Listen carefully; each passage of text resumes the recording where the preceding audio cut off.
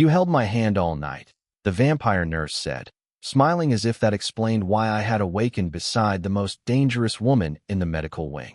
For several seconds, I forgot how to breathe. My name was Ethan Cole, 31 years old, human, maintenance technician, and until that morning my greatest achievement aboard Greyhaven Station had been keeping ancient ventilation systems alive with spare parts and unreasonable optimism. Now I was lying beneath a gray hospital blanket in a private recovery room I had absolutely no memory of entering, while a woman with crimson eyes sat beside me close enough that I could see the faint silver threads woven into her dark medical uniform.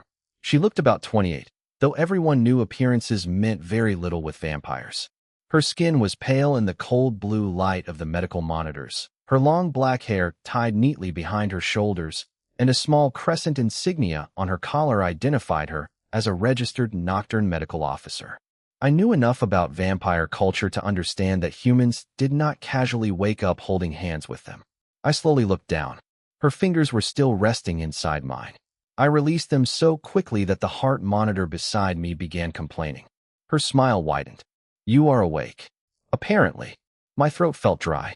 Why are you sitting in my bed? One dark eyebrow lifted. I am not. I looked again. She was sitting on the narrow edge of the medical cot, not technically in it. That somehow made the situation only slightly less confusing. Then why was I holding your hand? Because every time I tried to leave, your pulse became unstable. I stared at her. That sounds medically impossible. You work on air recyclers. Which means I know when something sounds mechanically impossible. Humans are not ventilation systems, Mr. Cole. Most days. She laughed softly. It was not the sound I expected from a vampire. Every story I had heard growing up described their kind as distant, elegant, cold, and terrifyingly controlled. This woman looked controlled, certainly, but there was warmth behind the amusement in her eyes, and that frightened me in an entirely different way. I searched the room for clues. My work boots sat beneath a chair. My maintenance jacket had been folded across the back. The wall clock read 7:12 in the morning. The last thing I remembered was working the night shift in Greyhaven's lower transit ring shortly after midnight. There had been an electrical failure, emergency lights, then a station-wide evacuation alarm. After that, nothing. How long have I been here? I asked. 7 hours. What happened? The nurse's smile disappeared. You collapsed in corridor 12. I waited. She did not continue. From what? That is the question everyone is asking. Something in her tone made the room feel colder. Everyone. She looked toward the sealed door. Only then did I notice two dark silhouettes standing beyond the frosted glass. Guards. Not hospital security. Vampire guards. Tall, motionless, wearing the black uniforms of the Nocturne diplomatic delegation. I slowly turned back toward her. Why are there guards outside my room? She folded her hands in her lap. Because you were found inside a restricted vampire medical corridor. I was working. That is what your supervisor says. Then what is the problem? Her crimson gaze lowered briefly toward my hand. When they found you, you were unconscious. Still not seeing the problem. You were also holding something. My stomach tightened. What? She reached toward the bedside table and lifted a small silver badge engraved with an unfamiliar crest. Mine. I stared at it, then at her.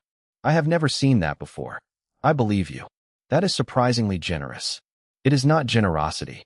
Her expression changed, becoming quieter, almost concerned.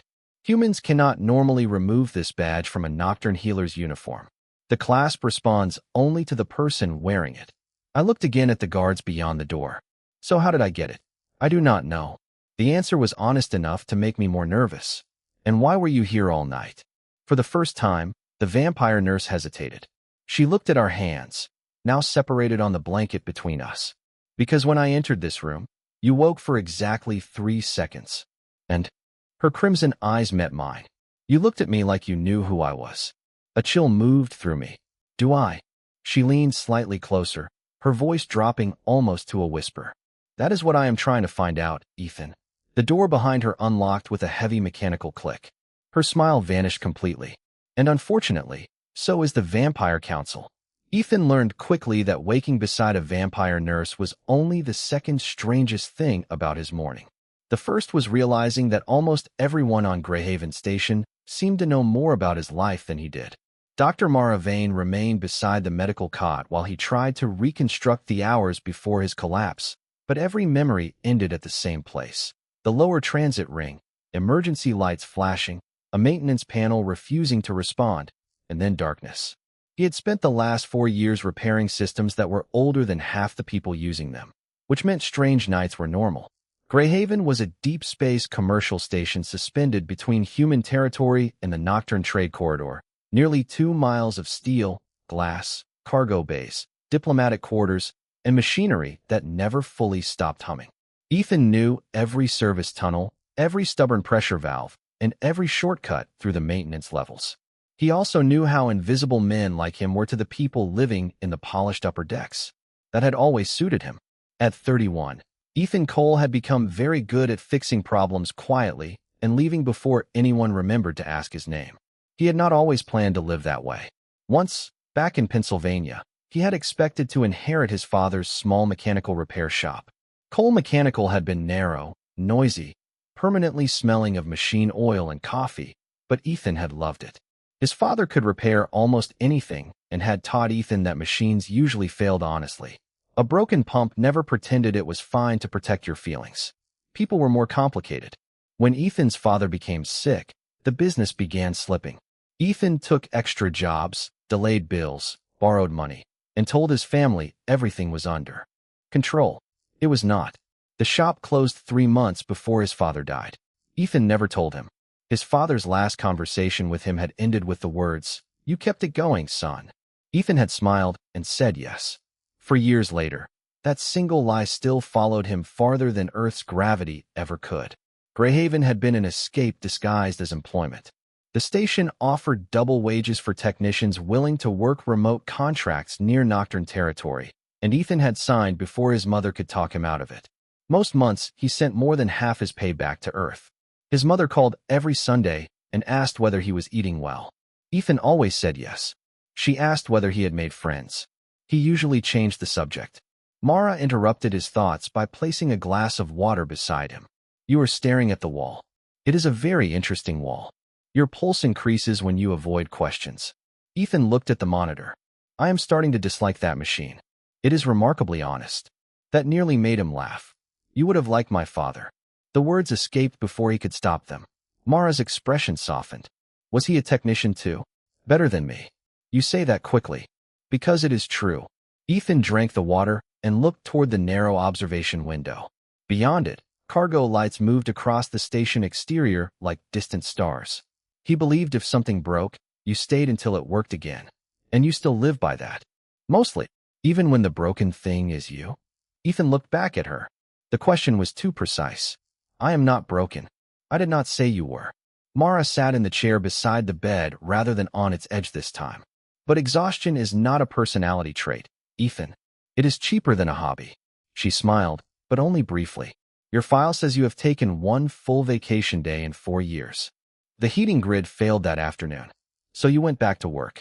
Technically, that made it half a vacation day." Mara shook her head. "Humans are extraordinary." That sounded insulting. It was admiration mixed with concern. Ethan studied her. Until that morning, vampires had been something distant to him. Diplomats behind sealed doors.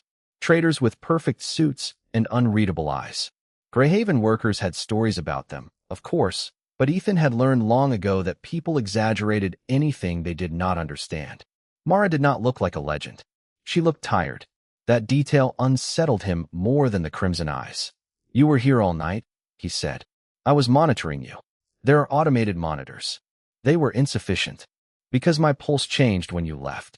Her silence answered him. Ethan looked down at his hand. "That does not make sense." No, Mara's voice became quieter. "It does not." A memory surfaced suddenly. Not an image, but a feeling. Cold metal beneath his knees, emergency lights flickering overhead, and someone gripping his hand hard enough that he had promised not to move. Ethan closed his eyes. "I remember someone asking me to stay." Mara became still. "What else?" He searched for more, but the memory dissolved. "Nothing." He opened his eyes. "Was it you?" Mara looked toward the sealed door before answering. "Yes." "Why were you alone in a restricted corridor?" She did not respond. For the first time since he woke, the calm medical officer disappeared behind something guarded and deeply personal. Ethan recognized that expression because he had worn it for years whenever anyone asked why he left Earth. "You do not have to tell me," he said. Mara looked surprised. "You are not curious?" "Very. Then why not ask?" Ethan leaned back against the pillow. "Because sometimes people deserve one thing that is not turned into somebody else's business." The silence between them changed. Mara stared at him as though he had accidentally answered a question she had never spoken aloud. Then the door unlocked, and the two vampire guards outside straightened. Mara rose slowly. Her professional composure returned, but not completely. "The council representative is here." Ethan glanced at her silver badge on the bedside table. "Are they here because of me?" Mara's crimson eyes met his. "No, Ethan." She picked up the badge but did not fasten it to her uniform. "They are here because of what I allowed you to see." The council representative entered without hurry, which somehow made Ethan more nervous than if he had stormed through the door. He was a tall vampire with silver hair, pale gray eyes, and a dark diplomatic coat fastened to the throat with a black metal clasp. Mara straightened beside the medical cot. "Counselor Thane." The man inclined his head to her, then looked at Ethan as if he were a document requiring authentication. "Mr. Cole." Ethan lifted one hand. "I would stand, but apparently everyone in this room has strong opinions about that." Mara almost smiled. Thane did not. "You were found in a restricted nocturne medical corridor at 12:43 this morning. Dr. Vane was with you. That part is starting to come back. Then you understand why this requires clarification." Ethan glanced at Mara. "Not really." Thane walked to the observation window and touched the privacy control. Frosted glass turned opaque, shutting out the guards.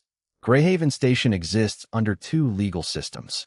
Human commercial law governs the public sectors. Nocturne Covenant law governs our diplomatic and medical districts.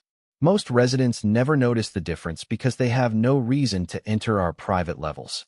I repair those levels, which gives you access, not immunity. Mara's expression hardened. He had authorization to respond to the electrical failure.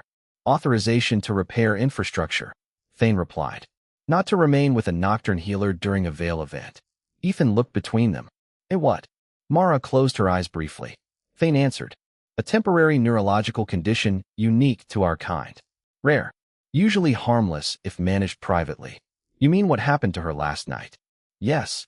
Ethan remembered the shaking hand in the corridor and the whispered request not to leave. She was scared. Thane's gaze sharpened. Mara spoke before he could.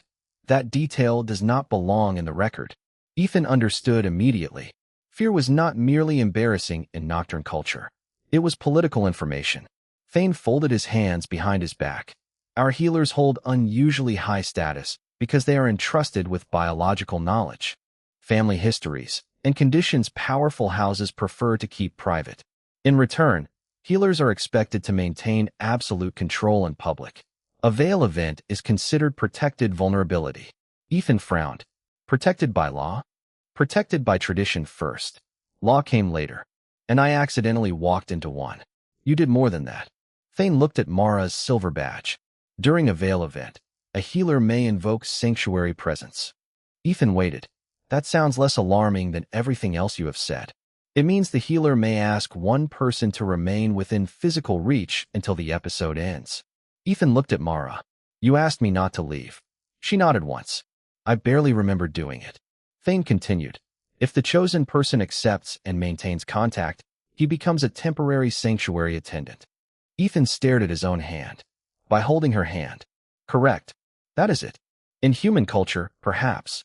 In ours, remaining beside someone during protected vulnerability is not casual." The medical room suddenly felt much smaller. Ethan remembered waking with Mara only inches away, her fingers still inside his.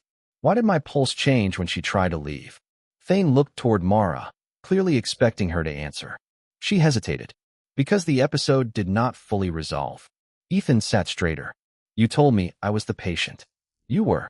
But you were still being monitored too." "Yes." Thane stepped closer. "That is the complication.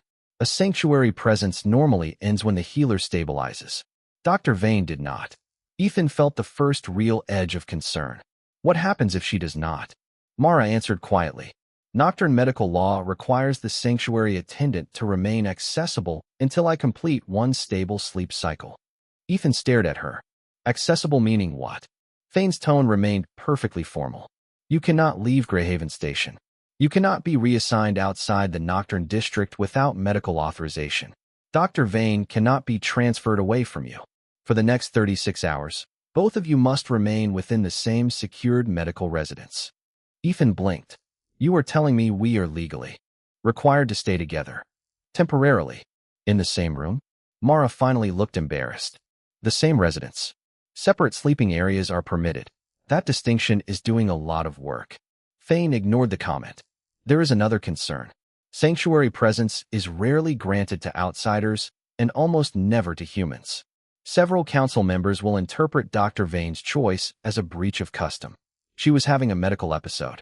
The council will say she should have summoned one of her own kind. Ethan looked at Mara. Her expression had gone distant, professional, almost cold.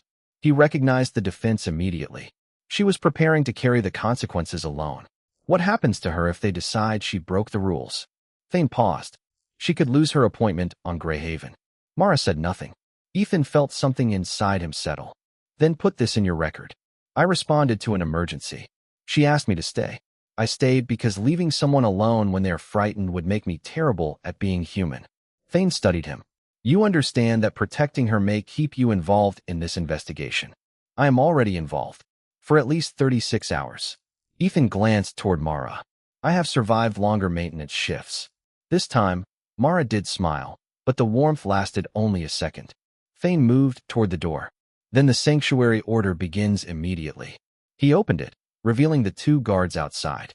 Your temporary quarters have already been prepared. Ethan looked at Mara. Temporary quarters? She exhaled slowly. There is one more tradition I was hoping he would not mention. Fane stopped at the doorway. Dr. Vane, he should know. Ethan felt his stomach sink. Know what? Mara met his eyes. Under old Nocturne law, a sanctuary attendant does not merely stay nearby.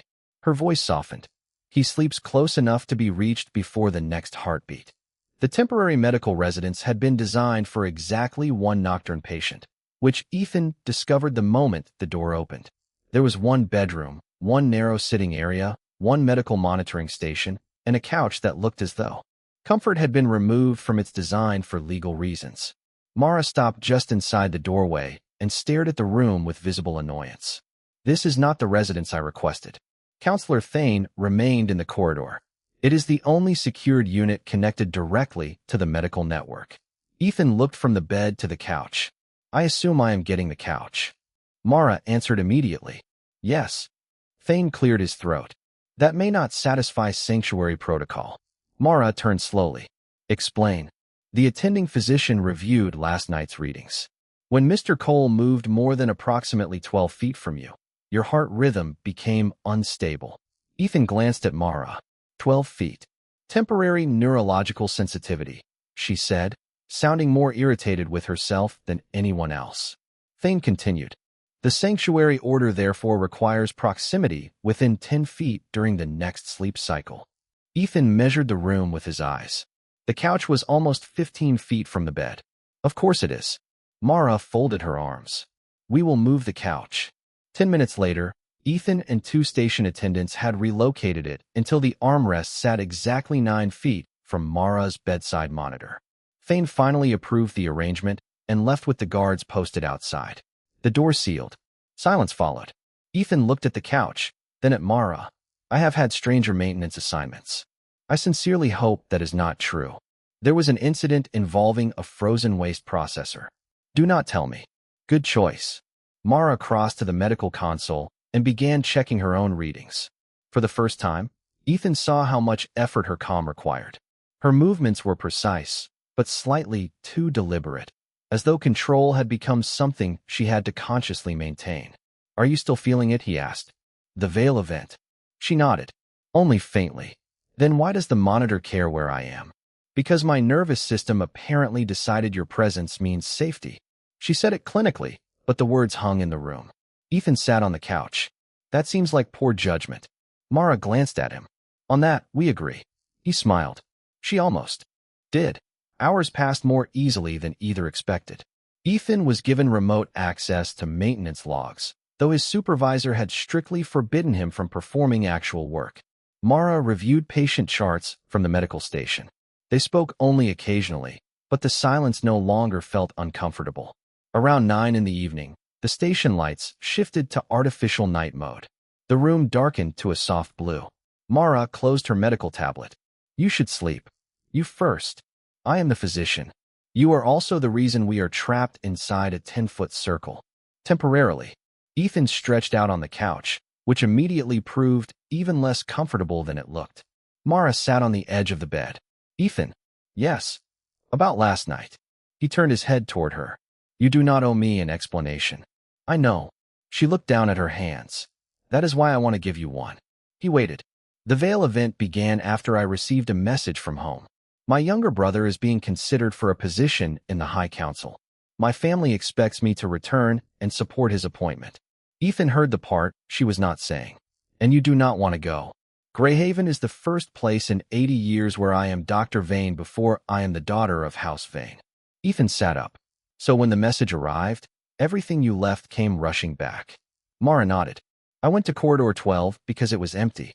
Then the power failed. And I found you. Yes. Her voice became quieter. You asked whether I needed medical help. I told you to leave. You refused. Ethan frowned as another memory returned. You said you were fine. I was obviously not. That sounds familiar. She gave him a pointed look. You have no authority to criticize that habit. He laughed softly. Then another memory surfaced. Mara sitting against the wall under blue emergency lights. Ethan crouching several feet away, careful not to frighten her. Her hand slowly reaching toward his. You asked me to stay until the lights came back. Mara's crimson eyes met his. Yes. But the lights came back hours ago. I know. The room became very quiet. Ethan lay back down, unsure what else to say. Several minutes later, Mara turned off the bedside lamp. Good night, Ethan. Good night, Mara. He closed his eyes. The couch remained terrible. The station hummed beyond the walls, and for nearly 20 minutes, nothing happened. Then a soft alarm sounded from Mara's monitor. Ethan sat up instantly. Her pulse indicator had begun climbing. Mara was asleep, but her hands had tightened around the blanket as if searching for something. Ethan moved to the edge of the couch. The numbers improved slightly, then rose again. He remembered Thane's rule. Within reach before the next heartbeat. Ethan hesitated only a moment before moving the chair beside the bed. He sat down and placed his open hand on top of the blanket between them, close enough for her to choose. Still asleep, Mara's fingers found his.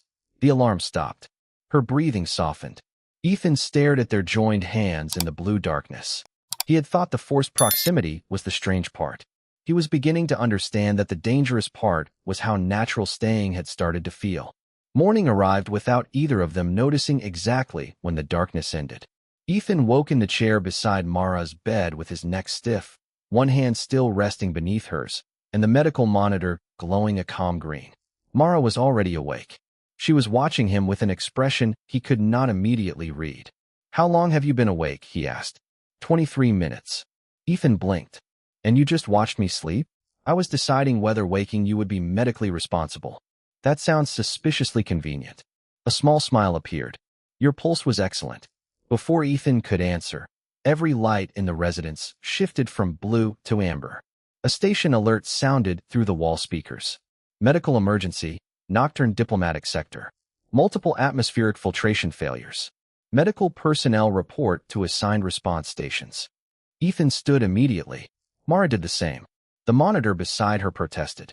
You were supposed to complete a stable sleep cycle, Ethan said. I did. Barely. Dr. Cole, thank you for your consultation. I repair air filters. Then today you may actually be useful. The door unlocked, and the guards outside were already receiving instructions. Mara stepped into the corridor, and Ethan followed because the sanctuary order still required them to remain within 10 feet. The medical district had transformed.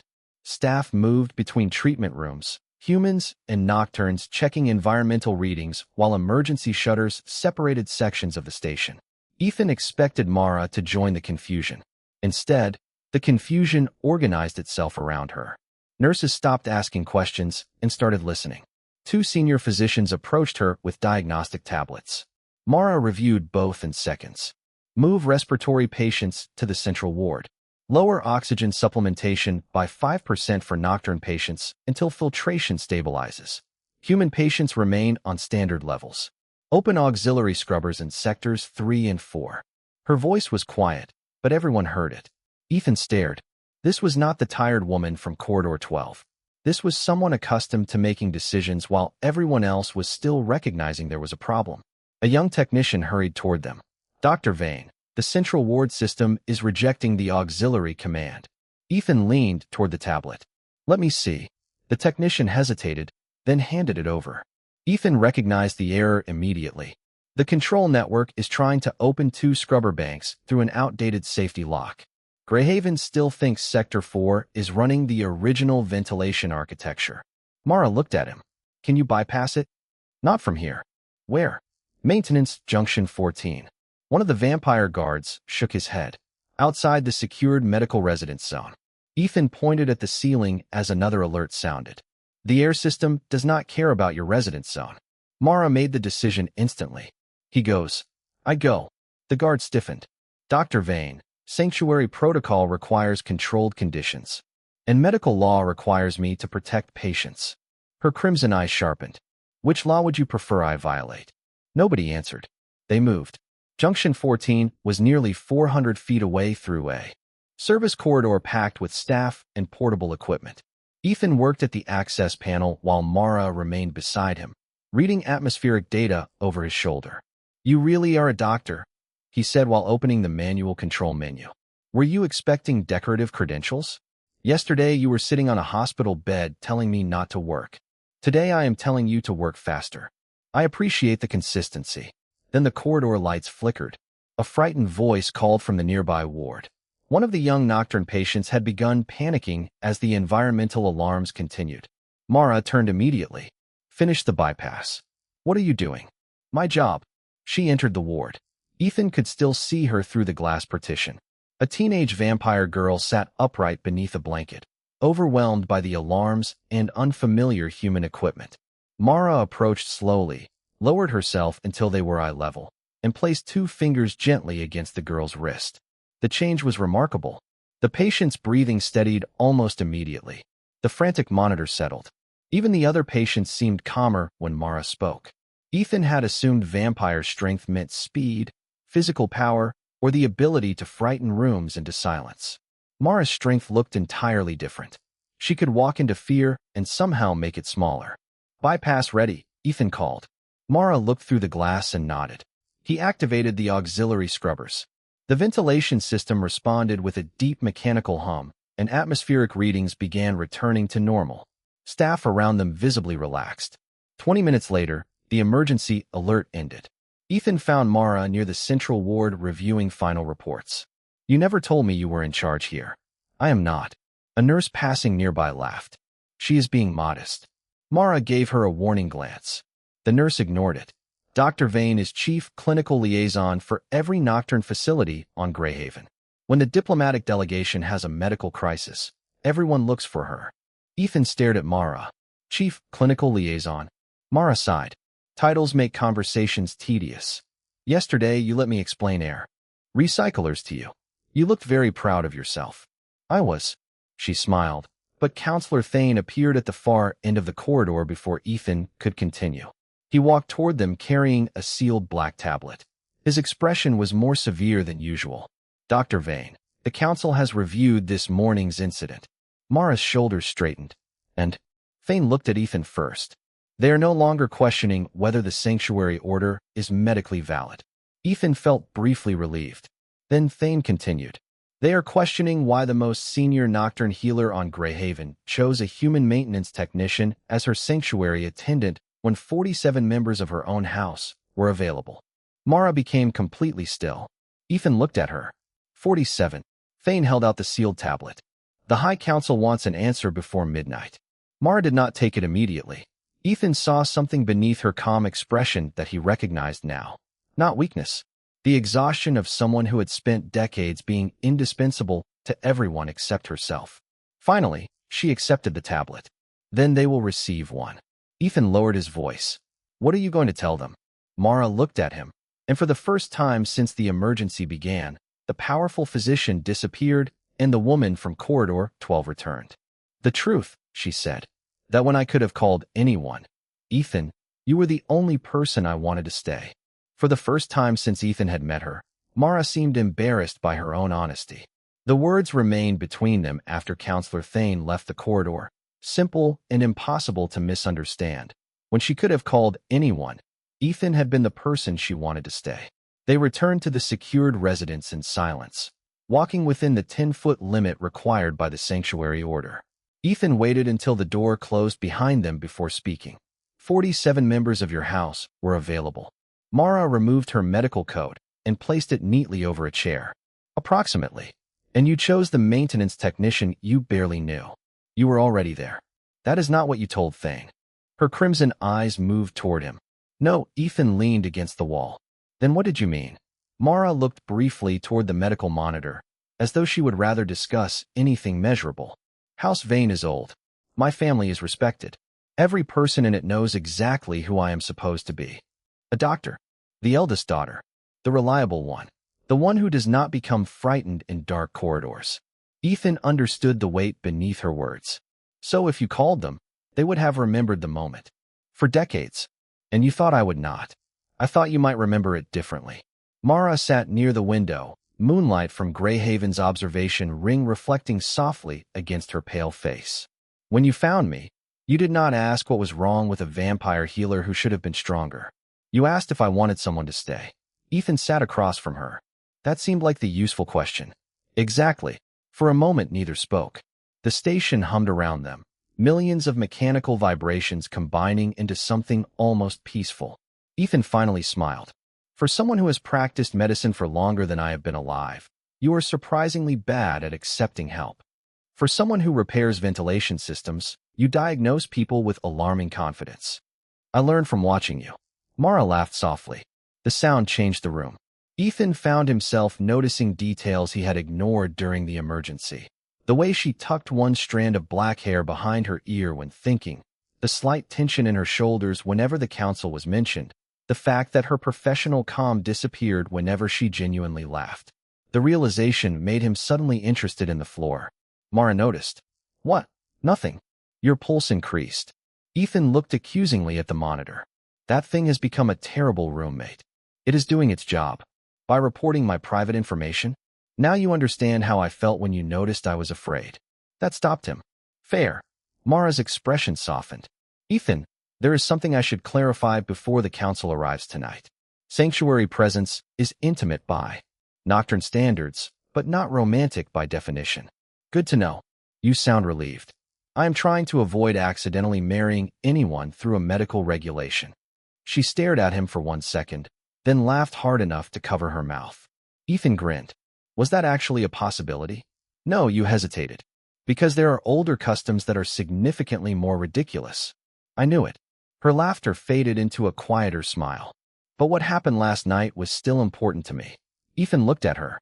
Because you needed somebody. Because I asked somebody. Mara's voice lowered. Those are different things. He understood. Someone like Mara had spent years being needed. Asking was harder.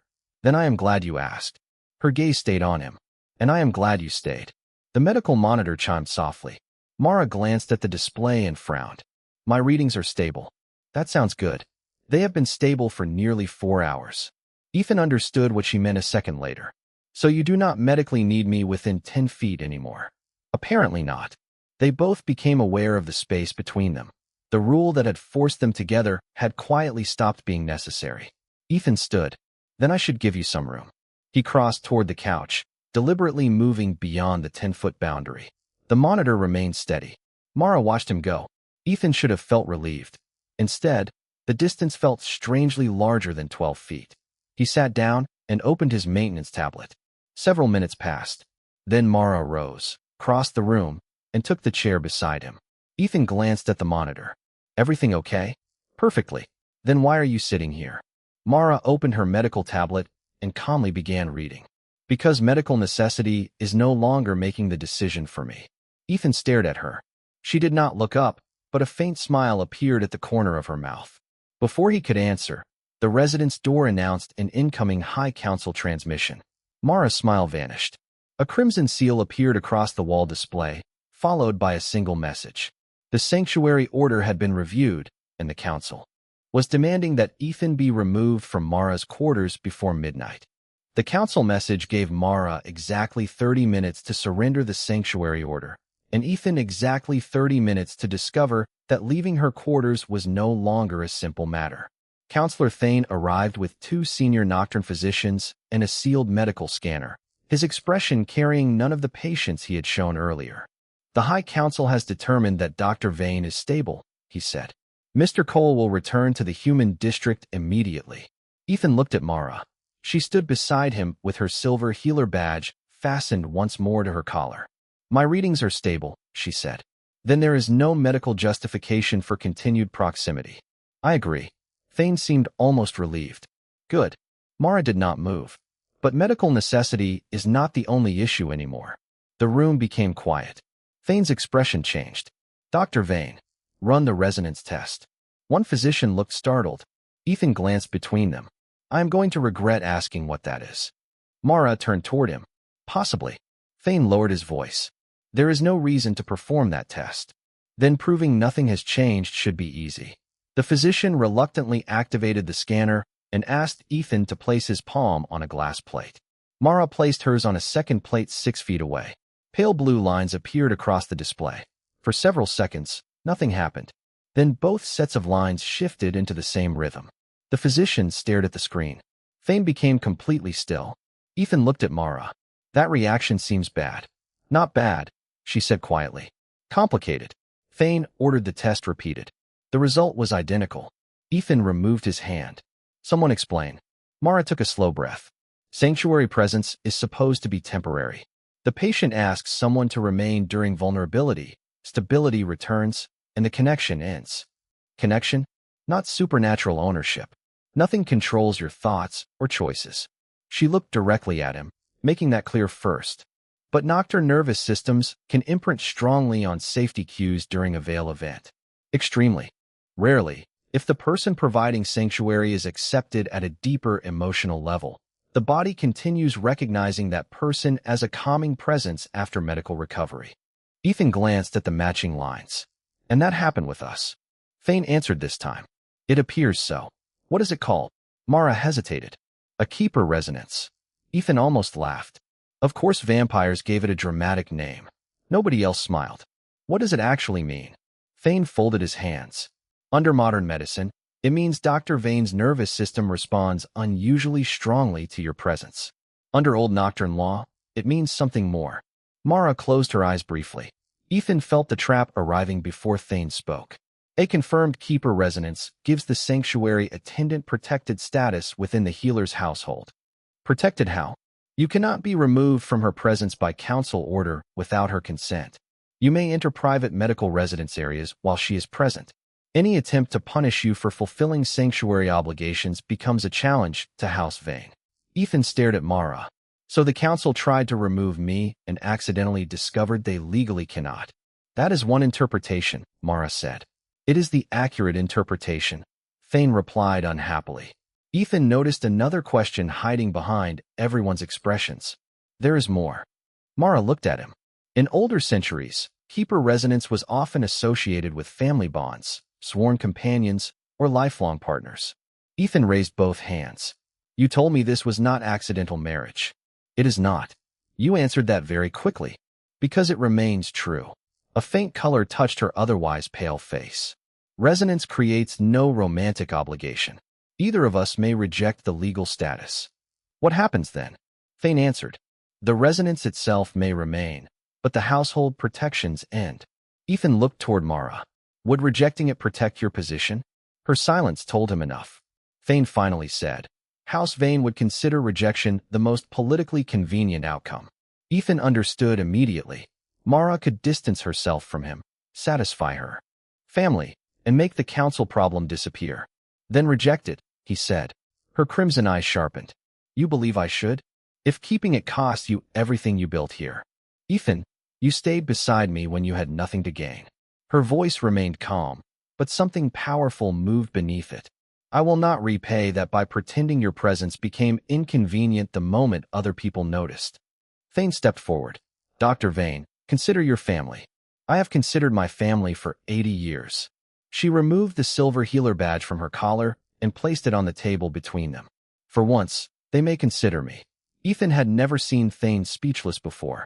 Mara turned toward him. Keeper residence must be accepted voluntarily by both people before the legal protection becomes permanent. Ethan swallowed. And if I accept? Then the council cannot order you away from me simply because they dislike that you are human. And you? Her expression softened. I stop allowing them to decide who is permitted to matter to me. Ethan looked at the scanner, the badge, then the woman who had once asked him only to stay until the lights returned. Then I accept. The scanner chimed once. Thane closed his eyes as though an entire century of paperwork had just appeared before him. Mara, however, smiled. Good, she said softly. Because the council is going to hate this. The council hated it faster than Mara expected. Less than an hour after the Keeper residence was registered, every access panel in the Nocturne Medical District flashed with the crest of House Vane, and Ethan received a formal summons to the diplomatic chamber on Greyhaven's upper ring. Mara read the message once and became very still. My mother is attending. Ethan looked at her. You say that like the station just detected a meteor. A meteor would be easier. When they entered the chamber, 12 council representatives were already waiting around a circular black table. At the far end sat Lady Celine Vane, silver-haired, perfectly composed, and unmistakably related to Mara. Their crimson eyes were nearly identical. Celine did not greet her daughter. You accepted. Permanent keeper status with a human technician. Mara took the seat beside Ethan rather than the one reserved for House Vane. Yes. Without consultation. It was my decision. A councilman in dark blue robes leaned forward. Your decisions represent more than yourself, Dr. Vane. You are chief clinical liaison on the most important mixed-species station in this sector. Ethan noticed how everyone discussed Mara's position, her family, and her responsibilities while almost never discussing Mara. Celine finally looked at him. Mr. Cole, do you understand what you have accepted? Enough to know everyone keeps asking me that after the paperwork is already signed. No one smiled except Mara. Celine's gaze cooled. Keeper residence has historically been recognized between spouses, sworn companions, and members of the same house. Ethan nodded. Historically, a human has never held that status within House Vane. There is a first time for most paperwork. Mara lowered her eyes for half a second, hiding amusement. Celine was less entertained. This is not humorous. Other houses are already questioning whether Mara's judgment has been compromised. Mara spoke quietly. My judgment saved 37 patients this morning. Your medical ability is not being questioned. Then stop using medicine as an excuse to question my personal choices. Silence spread across the chamber. Ethan watched Mara's mother carefully. Celine did not look angry. She looked disappointed, and somehow that seemed to affect Mara more. Your brother's council appointment is being reviewed tomorrow, Celine said. Several houses have indicated they will withdraw support if this situation remains unresolved.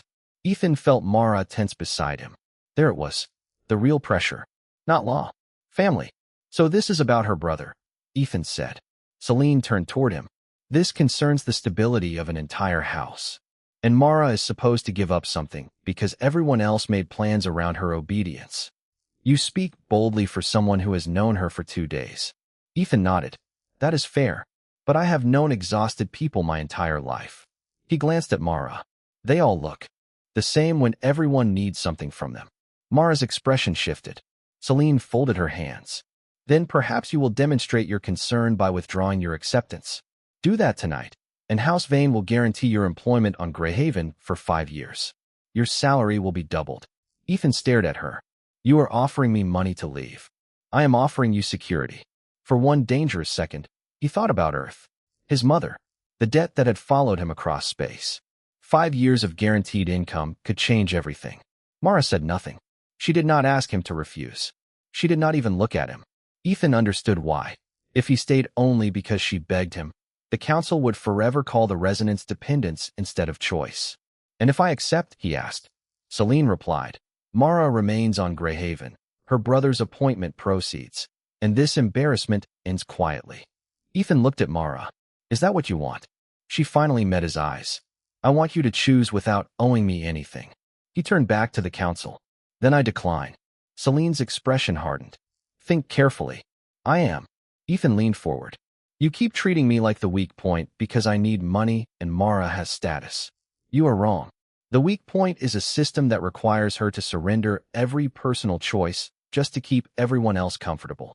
The chamber went silent.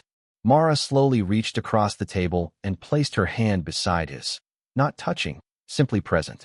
Then she faced her mother. The keeper status remains. Celine stared at her daughter. Then House Vane may withdraw its support from your position. Mara's voice did not shake. If my position exists only while I surrender the right to choose who matters to me, then it was never truly mine. Ethan looked at her, suddenly understanding that the council had come intending to isolate a human.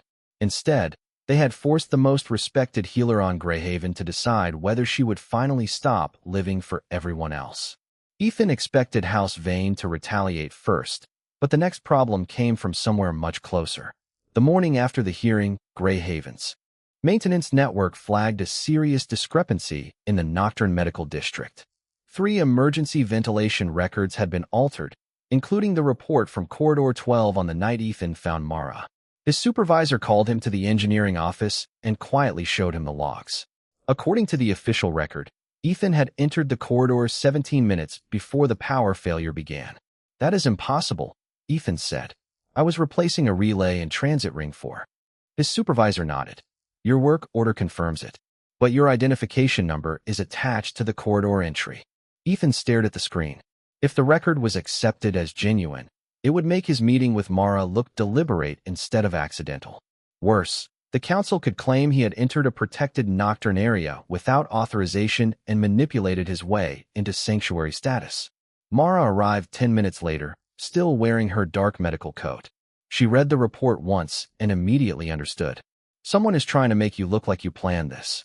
Ethan nodded, which means somebody expected the corridor failure before it happened. Her crimson eyes sharpened. Can you prove that? Machines are terrible liars. Ethan spent the next 2 hours pulling raw system data from Greyhaven's backup servers. The official access log claimed his identification card opened Corridor 12 at 12:21, but the physical door controller recorded something different. At 12:18, the entire corridor had already entered emergency mechanical mode. Electronic identification could not have opened that door at all. Ethan enlarged the archived timestamp. The entry was added after the system came back online. Mara leaned closer. So someone copied your identification number into the record? Yes. Can you trace where? Ethan hesitated. He had already found the administrative terminal used to make the change. The terminal belonged to House Vane's diplomatic office. Mara saw his expression. Tell me. I need more evidence. Ethan, your family tried to buy me off last night. That does not automatically make them guilty of this. Mara became quiet. You would still give them the benefit of doubt? I would give anyone the benefit of evidence. He turned back to the console. If I decide who did it because I am angry, then I am no better than the people who decided I was unsuitable because I am human. The word silenced her.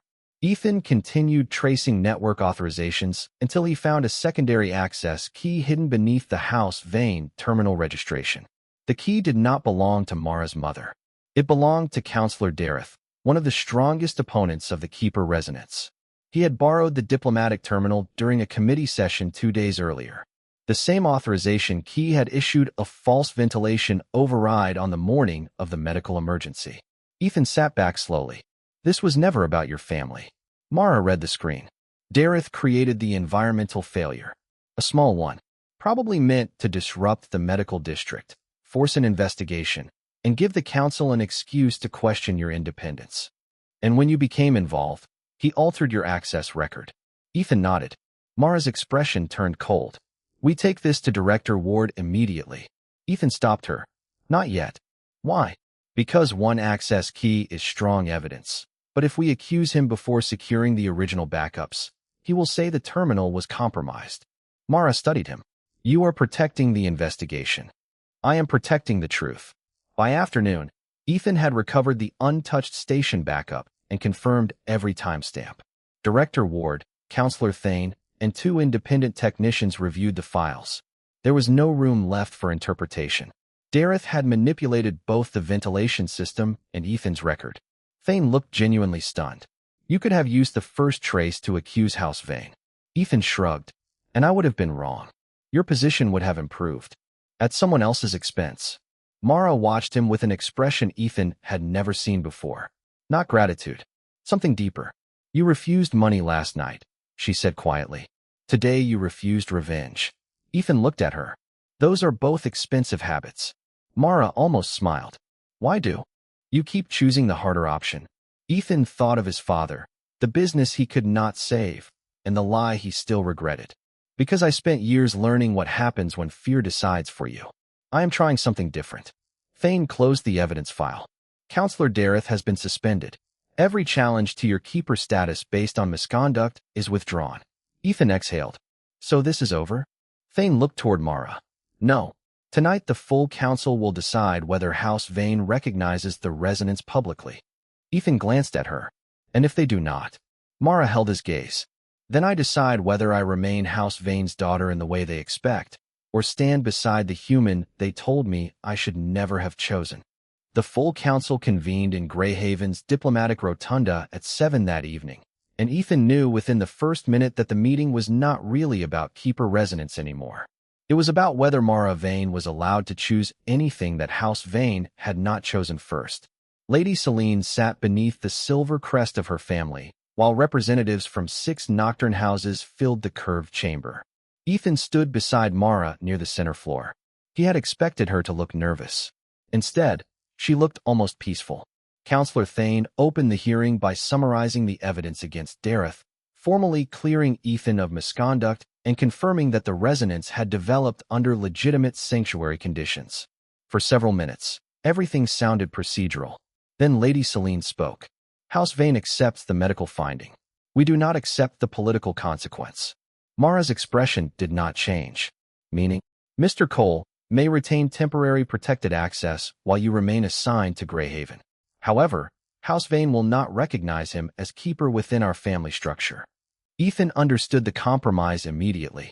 They were willing to obey the law while treating him as something embarrassing that should remain unnamed. Mara did too. No, Selene's eyes sharpened. Mara, you asked me for 80 years to represent this house with discipline, discretion, and loyalty. I did. Her voice remained quiet, but the entire chamber listened. Now that loyalty requires something in return.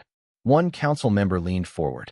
You are asking an ancient house to alter tradition for a human you met days ago. No, Mara replied. I am asking an ancient house to follow its own tradition when the person protected by it happens to be human. Ethan felt every eye in the room shift toward him. Selene folded her hands. And if House Vane refuses? Mara answered without hesitation. Then I will resign my household authority. Ethan turned toward her. Mara. She did not look away from her mother. The room erupted into low conversation. Selene stood. You would surrender your rank for this? My rank is useful. It is not my identity. You are chief clinical liaison because House Vane placed its name behind you. Mara's expression hardened. I am chief clinical liaison because I spent 11 years building the medical agreements that keep human and nocturne patients alive on this station. The chamber fell silent again. Ethan had never heard her speak about herself that way. Not with pride. With fact. Selene looked toward him. And what has he built? Mara moved half a step in front of Ethan before he could answer. The gesture was small, but unmistakable. For the first time since they met, she was not asking him to stay beside her. She was placing herself between him and the judgment of everyone else. Enough, she said. Selene stared at her daughter. Mara continued. You have questioned his profession, his species, his finances, his motives, and his worth. He responded by refusing your money, protecting your household from a false accusation, and uncovering the counselor who manipulated this station. He has demonstrated more restraint in 48 hours than several people in this room have shown in decades. Ethan said quietly, Mara, I can defend myself. She finally looked at him. I know. Her crimson eyes softened. You have been doing it since the moment you woke up. I am choosing to do it now. Something in his chest tightened. Mara turned back to the council. Keeper resonance is not ownership. It is not obedience. It does not make Ethan mine, and it does not make me his. It means that during the one moment when I could not carry everything alone, he stayed without demanding anything in return. She paused. If House Vane considers that unworthy of recognition, Then perhaps House Vane has forgotten what loyalty actually means. No one spoke. Lady Celine's expression became difficult to read. You would truly leave the house? I would leave the version of it that requires me to abandon someone decent to preserve appearances. Ethan saw Thane lower his head slightly, almost in respect. Celine looked from Mara to Ethan, then back again. And if he eventually leaves you? The question was cruel only because it sounded like fear. Mara took a slow breath. Then I will survive it. She reached for Ethan's hand, not because a monitor demanded it, not because sanctuary law required contact, but because she wanted to. But I will not destroy something good today because I am afraid of losing it tomorrow. The chamber remained silent for several heartbeats. Then Lady Celine slowly sat down. House Vane requests a recess before final recognition. Mara nodded once. Take all the time you need. Ethan leaned closer. You were terrifying just now. A faint smile touched her face. Good. Should I be worried? Mara squeezed his hand gently. Not anymore. The recess lasted 20 minutes, but to Ethan it felt longer than the entire week that had brought him here. Mara remained beside him near the center of the rotunda, her hand no longer in his, though the space between them felt deliberate rather than uncertain. Around the chamber, council representatives whispered behind lowered voices while House Vane gathered around Lady Celine. Ethan watched Mara instead. You can still change your mind, he said quietly. About leaving the house? About all of it. Mara turned toward him. Do you want me to? No, then why are you asking? Ethan looked across the chamber at the people who could erase decades of her standing with a few formal votes. Because I need to know you are choosing this for yourself, not because you think you owe me for staying in that corridor. Mara studied him for a moment. Ethan, you did something very human when you found me. You saw someone frightened and stayed. Everything after that became complicated because other people decided kindness required explanation. Her voice softened. I am not choosing you because I owe you. I am choosing the right to decide who matters to me. Before Ethan could answer, Counselor Thane called the chamber back to order. Lady Celine returned to her seat. The room settled into silence. House Vane has reached a decision, Celine said. Mara straightened. Ethan felt his pulse climb. We will recognize the Keeper resonance under one condition. Several counselors shifted. Mara's eyes narrowed. State it. Celine looked directly at Ethan. Mr. Cole must publicly affirm that he understands Keeper status grants him no authority over Mara's medical decisions, household rank, or personal future. Ethan blinked. That is the condition? There is more. He must also affirm that if Dr. Vane ever requests release from the bond, he will grant it without challenge. Ethan almost smiled. That sounds reasonable. One counselor objected immediately. Lady Celine, house law does not require such language. Perhaps that is why house law has become confused with possession, Celine replied. Mara stared at her mother in surprise. Celine continued. If this bond is to be recognized, it will be recognized as trust, not ownership. The chamber became very still. Ethan stepped forward. I accept those terms. Thane raised one hand. Then speak clearly for the record. Ethan faced Mara rather than the council. I do not own your choices. I do not control your work, your family, or your future. If you ever ask me to step away, I will. Mara's expression changed, and Ethan saw the answer before she spoke. And I give you the same freedom. Thane looked toward Lady Celine. House Vane. Celine rose. House Vane recognizes Ethan Cole as Mara Vane's keeper by voluntary resonance and mutual consent. A low murmur moved through the chamber. Then Director Ward, standing among the human observers, began clapping once. It was awkward, completely inappropriate for nocturne procedure, and therefore unmistakably human. Several station officers joined her. A few younger vampires followed. Even Thane looked as if he were fighting a smile. Mara glanced at Ethan. Your species has unusual courtroom customs. We improvise. Celine lifted her hand, and the chamber quieted again. There is one final matter. Mara's shoulders tensed. Her mother looked at her for a long moment. Your position as chief clinical liaison remains yours. Not because House Vane grants it, but because Greyhaven already proved you earned it. Mara said nothing. The words seemed to reach somewhere deeper than anger ever had.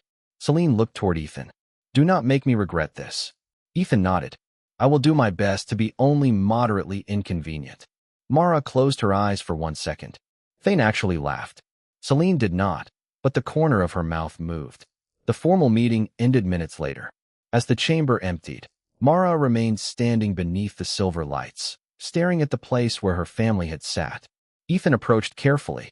"You all right?" She looked at him. "I spent 80 years waiting for permission to live as if my choices belonged to me. And now?"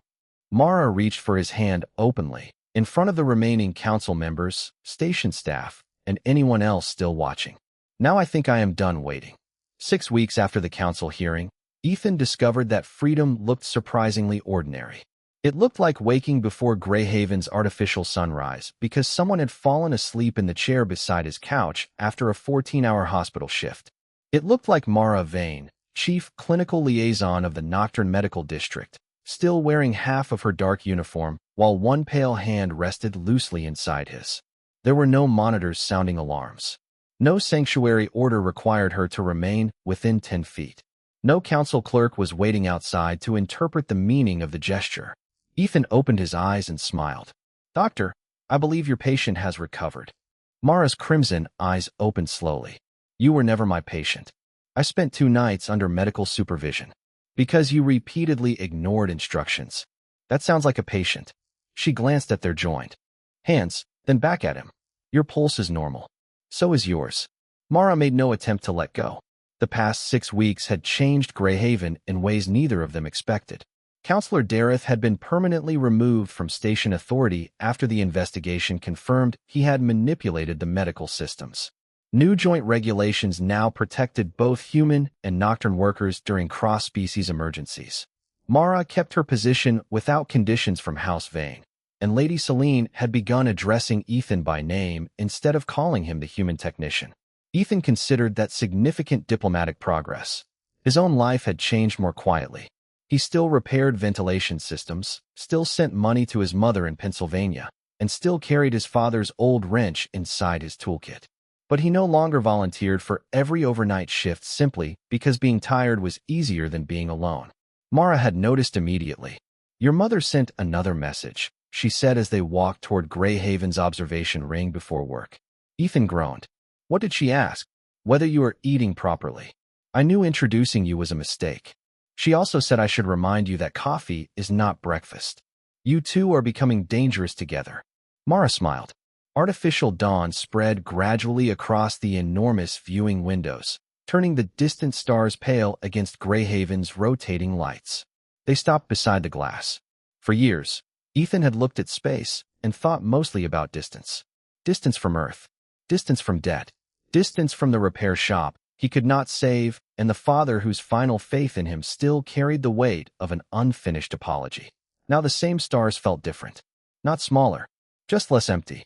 Mara reached into her coat and removed the silver healer badge that had started so much confusion. "I finally remembered the rest of Corridor 12, Ethan said. She looked at him. "You gave this to me." Mara nodded. "I was afraid I might lose consciousness. It contained my medical identification. So I did not mysteriously remove an impossible vampire clasp. I am afraid your legend has suffered terribly. I will recover." He handed the badge back, but Mara did not immediately take it. "There was another reason," she said. Ethan waited. "I wanted someone to know I had been there. Not Dr. Vane. Not House Vane's daughter. Me." The humor left his face. "I knew. Not then." "No," he looked at her. "But I do now." Mara accepted the badge and fastened it to her collar. Then, without fear or ceremony, she reached for his hand again. "The council records still call you my keeper," she said. "Do you dislike that?" Ethan considered it. "A little dramatic. You are holding hands with an 80-year-old vampire physician on a space station before sunrise." "Fair point." She laughed softly and leaned her shoulder against his. There was no law in the gesture. That mattered most. Ethan had once stayed because a frightened stranger asked him not to leave. Mara had once reached for him because loneliness had finally become heavier than pride. Everything that followed had forced both of them to defend a choice neither fully understood at first. Now there was nothing left to prove. Outside the window, the first artificial sunlight reached Greyhaven's upper ring. Mara squeezed his hand. "You stayed." Ethan looked at her, remembering the dark corridor where it had begun. "So did you."